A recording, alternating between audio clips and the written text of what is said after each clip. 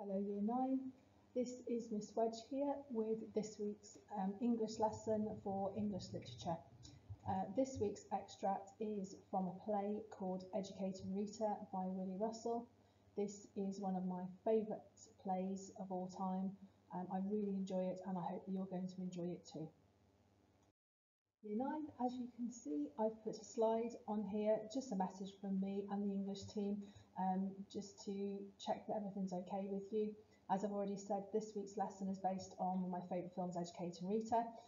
It's a play about a woman who wants to better herself and obtain an education, something that she feels that she's missed out on.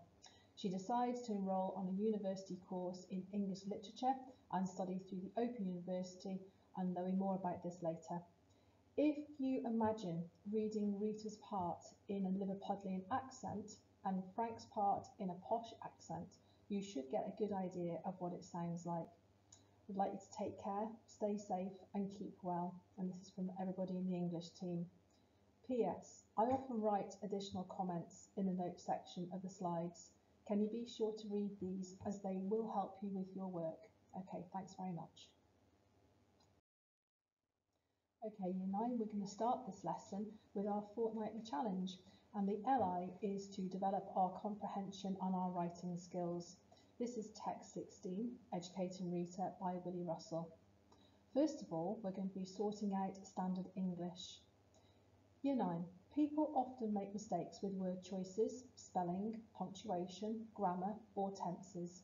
Take each of the non-standard or incorrect English sentences and rewrite a corrected version.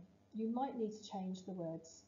An example: me and my friends were sat at the table waiting for our lunch when the fire alarm went. If you look at the spelling on this example, you should be able to see quite clearly that there are some homophones which are not right. The corrected version should be: my friends and I were sitting at the table waiting for our lunch when all of a sudden the fire alarm sounded. What I'd like you to do is I'd like you to sort out the following 6 sentences which are sorting out the standard English. I'll read through each one for you so you can hear what it sounds like. Number 1, us teenagers have to stick together. Number 2, how's your homeschooling routine going? Number 3, the winner of the race did good. That doesn't sound very good, does it? Number 4, was you serious when you said that? Number 5, have you seen them students on Educating Yorkshire? They're hilarious. Have a look at your spelling of there on number 5. And finally, number 6, I don't know whether he'll be here on time because he wasn't well yesterday. Year 9, what we'd like you to do is take a look at each of those sentences in turn, and then can you rewrite them so you have correct standard English. There will be some words that you need to change. Okay, if you want to pause the recording now and have a go at each of the sentences. Okay, thank you. Okay, Year 9, how did you get on with those ones? These are the correct answers, and this is what you should have got. Number 1, we teenagers have to work together. Number 2, how are you getting on with your homeschool routine? Notice there's a question mark there. Number 3, the winner of the race did very well. Number 4, were you serious when you said that? Number 5, have you seen those students on Educating Yorkshire? They're hilarious. And number 6, I don't know whether he'll be here on time because he wasn't very well yesterday. Now for number 6, take a look at the spelling of weather, W-H-E-T-H-E-R, and have a look at the spelling of here as well. It should be H-E-R-E. Okay, tick each one. I hope you did really well. Okay, Year 9, I've already said that this week's extract is taken from the play Educating Rita by a man called Willie Russell, and it was made into a successful film in 1983. There are 2 trailers here.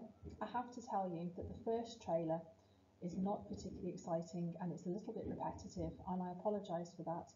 The reason is there weren't very many film trailers in the 1980s, or so it would seem.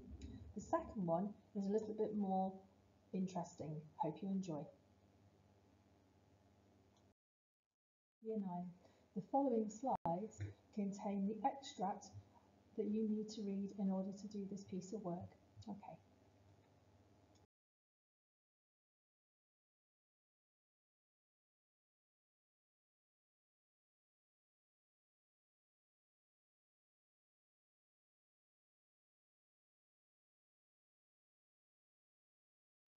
Okay, Year 9, I hope you enjoyed the reading of the extract. As usual, we're going to move on to the comprehension questions. As usual, what we'd like you to do is to answer in full sentences using evidence from the text. Okay, here's the first one. How do the two characters seem different at the start of the extract? Question 2. How are they different at the end of the extract? Question 3. What impression do you get of Rita? Question 4. What clues are there that Frank is unhappy? And question 5. What might Willie Russell be teaching the audience about the class system? What we'd like you to do now is pause this slide so that you can have a go at the answers. Year 9, how did you get on with that? I hope they were okay. Here are the answers to the questions. Number 1. At the start of the extract, the two characters seem different because of the way that they both speak. They both use different language. Also, they appear to be confused by each other, not quite as at ease with one another, and their foibles and their idiosyncrasies. And that means how they react towards each other and the things that they do that make them the people that they are. Number 2. They are different at the end of the extract because they still seem to be unsure of each other and how to respond to certain questions. Number 3. The impression that I get of Rita is someone who is cheerful, easygoing, friendly. She is someone who probably avoids beginning work quickly and wants to chat about lots of unrelated topics. She seems to show a cheery disposition or a manner, but underneath I feel there is a woman who is a little insecure and a little bit vulnerable. The clues that demonstrate that Frank is unhappy are, quote, I need the money, I made a promise not to smoke, and I don't suppose I've looked at that painting for 10 years. Question 5, this is a little bit longer, so this is what I've interpreted from the extract. Willie Russell might be teaching us that there is a class divide, but that changes can occur for both the characters. Frank has spent many years as a university professor in a comfortable academic environment where he gets to present lectures, deliver tutorials and seminars, and assess his students' work. It is a job which doesn't seem to be challenging to him because he feels that he has done it for so long. Rita, on the other hand, is desperate to change and welcomes the opportunity to do so in her circumstances. She is seen as working class and spends long days on her feet as a hairdresser. Rita wants to shift away from this identity as a young working class woman.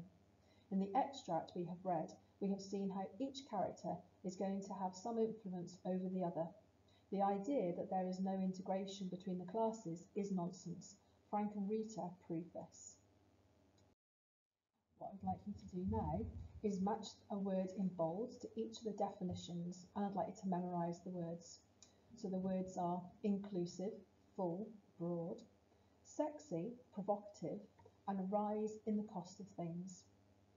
If you've finished, what I'd like you to do is try to use these words in sentences of your own. If you'd like to pause the slide now and have a go, and I'll come back with the answers in a moment. So Year 9, how did you get on with that? The words that you needed were, a word that shows inclusive, full and broad is comprehensive. A word that shows sexy or provocative is erotic. And a word that shows a rise in the cost of things, inflation. Hope you got them all correct, and I hope that you try to use them in some sentences of your own. Now what I'd like you to do is your interpretation. Can you complete the paragraph opening? Include short embedded quotations in your answer. Imagine you are Frank, meeting Rita for the first time. Describe the scene from your perspective or your point of view. What I'd like you to do is to use some advanced vocabulary in your work and try to think about the type of language that Frank has used in his conversation with Rita, and that will give you an indication of the type of words that you would need to use as well. So, Year 9, I mentioned before that Rita is studying through the Open University. The Open University is uniquely placed to understand the needs of part-time students. combining their learning whilst earning, and has offered award-winning distance teaching to over 2 million students. These students have received an education otherwise denied to them at campus-based universities. The Open University was established by Royal Charter on the 23rd of April 1969 and has recently celebrated its 50th birthday. The Open University are the leading university for flexible, innovative teaching and world-leading research in the UK and in 157 countries worldwide. There is a short advert here to give you an idea of what the Open University is like. So, please take a watch. Year 9. We have mentioned before that there seems to be a class divide shown through this play, of Rita being working class and of Frank being middle class. On the next 3 slides, you're going to see some stereotypical images of working class culture. These are stereotypical images of middle class culture. And finally, these are stereotypical images of upper class culture. Year 9. I mentioned before that this play was written in 1983. Living in the 1980s, it was a strange time, and I can certainly vouch for that. It's a time of change for the working classes. People were given the option of buying their council houses. They were then going to be seen as property owners. More working class pupils were going to university. There was also friction, though, between the government and the workers. So what was life like in the 1980s? There was great music, in my opinion, but quite dodgy haircuts and fashion. What I'd like to do is take a look at this video and judge for yourself. And the reason why I've included this is just to give you an idea about what the time was like when Willie Russell was writing Educating Rita, so you can put it into context. Enjoy, and particularly enjoy the music. I really hope that you enjoyed watching a little throwback to the 1980s there. I know I certainly did. So now we've come to the final task that I'd like you to do, the writing tasks. As usual, I'd like to complete one of the writing tasks using the features provided. So the features are correct use of capital letters, at least 2 of the new vocabulary words, correctly punctuated speech, use there, and there correctly please, use both your and your correctly please, use 2 possessive apostrophes, and I'd like a minimum of 200 words. So your tasks this week are: Task 1. Write a short diary entry in role as Rita after her first meeting with Frank. This piece of writing should include Rita's feelings and expectations both before and after meeting Frank. How does she react to Frank? Look at the language. Try to emulate, now that word means copy, how Rita speaks. And what are her impressions of the room and its contents? Or you could choose task 2. An ambition is something that you really want to do, something that would be a major challenge or an achievement for you. And everyone has different ambitions. What you could do is you could write a speech that includes what your ambition is. What would be involved, for example, the cost, training, practicing, meeting a famous person. Why do you want to do it? How would you feel if you achieved your ambition? And whether it is something that you think you might realistically achieve in your life. And I sincerely hope there are lots of different ambitions that you want to do. So what you need to do now is you need to pause this slideshow, get yourself nice and comfy, and see how much you can write. Remember, a minimum of 200 words, please. Good luck.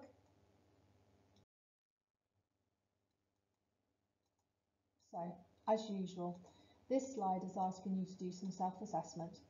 What I'd like you to do is have a look at your piece of writing that you have done, and I hope you're really pleased with it. You should be. And what I'd like you to do is label where you've included the different features and then explain what you think you've done well. It might be a good opportunity at this point as well to write down what you would like to improve on the next time you do a piece of writing. Okay? I hope you've enjoyed this lesson, Year 9. I've certainly really enjoyed talking to you, even though it's been a little strange not hearing your replies. I do hope you keep well, stay safe, try not to worry about things, and hopefully we'll be back together really soon. Okay, take care. Bye-bye. You might need a little bit of help with this one.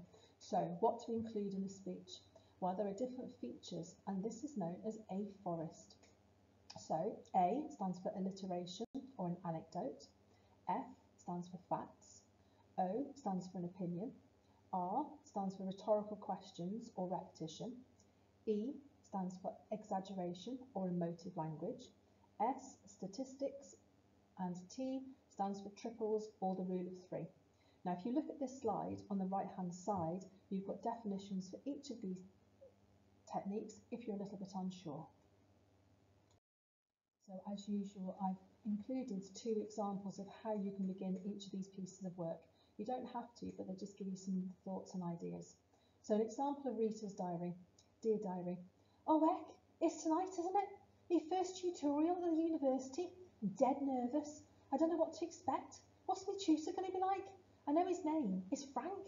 That's all they told me in the letter. The one from the university. 6 p.m, room 23, block 3. I hope I don't get lost, or worse still, be late. You see, I've got to work until 5 p.m, then I'm going to have to move really quick to get there, like. Apologies for the really dodgy sounding accent, but I was trying to be like Rita. Okay, so that's how you could start Rita's diary. And this is an idea of how you could start a speech about ambition. What is my ambition? There must be something that I really want to do in my life that I haven't already achieved. I think there are probably lots of things that I would really like to do, from reading the news on the television to meeting one of my most favourite actors. Those of you who know me know this would be an impossible choice for me to make. There are just so many.